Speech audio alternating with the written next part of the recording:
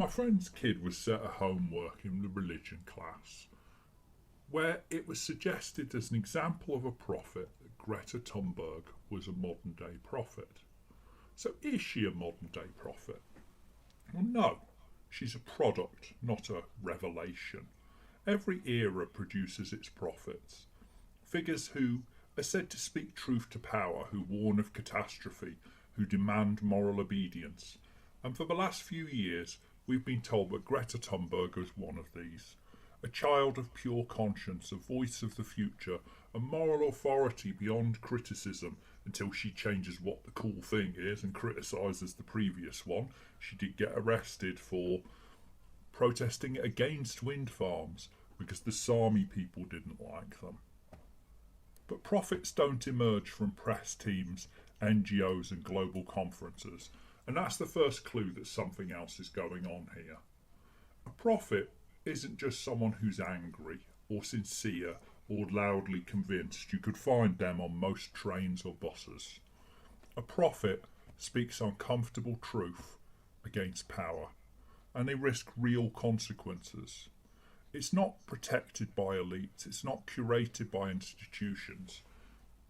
Prophets are inconvenient, they're marginal, they're usually ignored until it's too late. Greta Thunberg is the opposite of all these things.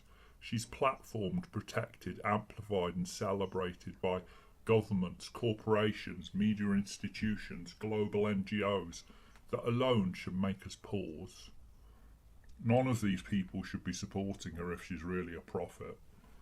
Here's the uncomfortable reality. She doesn't threaten power, she legitimises it. Her message isn't you're lying, you're corrupt, you benefit from this system. It's you're not doing enough. You need to do more. More, please.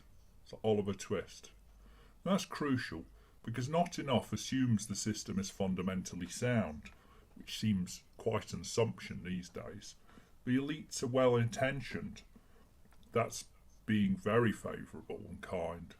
And the solution is more urgency, not structural change or asking questions. Don't ask questions, gets in the way of the prophet. That's not prophetic. That's managerial scolding outsourced to a teenager. Real protest has consequences. It costs freedom, status and livelihood. Who tells me she's lost any status or livelihood? Freedom? So she gets put in cuffs for 5 minutes.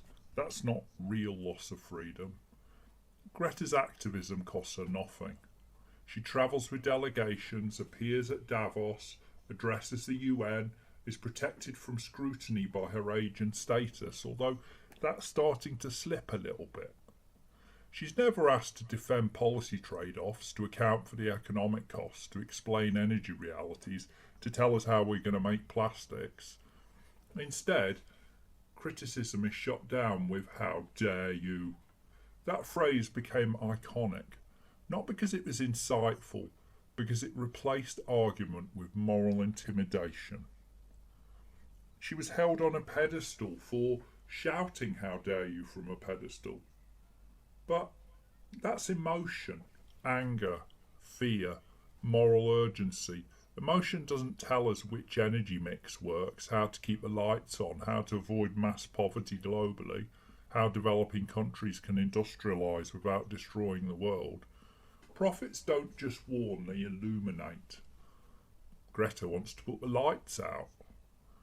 Greta repeats slogans already circulating in elite spaces, stripped of complexity and shouted louder. That's not vision, that's just amplification.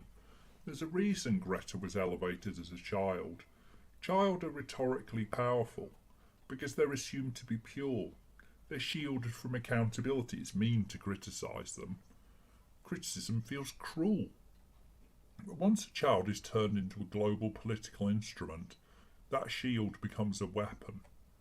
You're told listen to the science, but Greta doesn't do science. They covered that on a day she wasn't in school.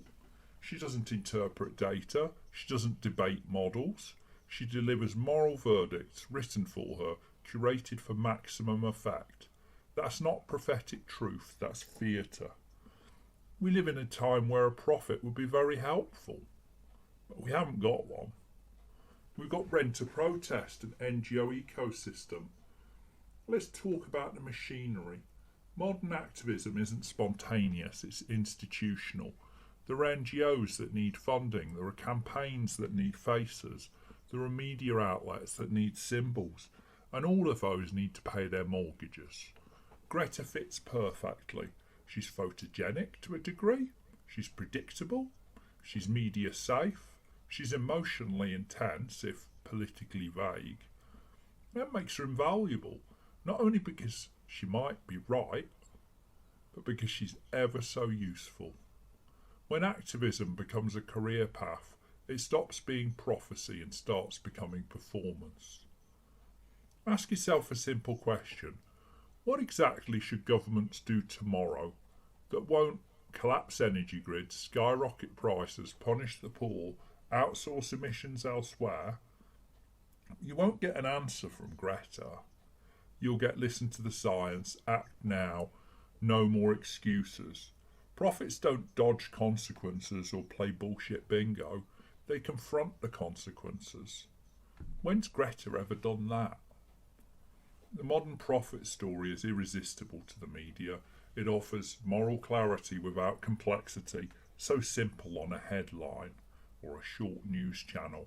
It gives drama without responsibility, urgency without solutions. It turns politics into a morality play.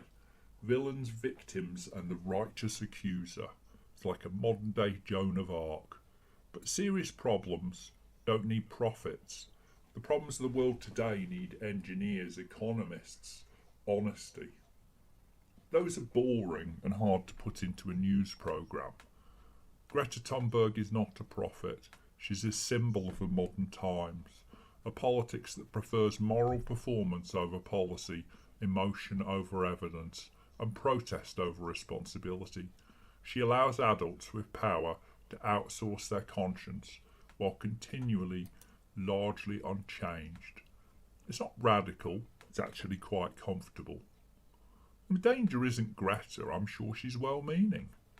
The culture that mistakes shouting for insight but treats urgency as wisdom but elevates symbols over solutions, that's the incurable problem.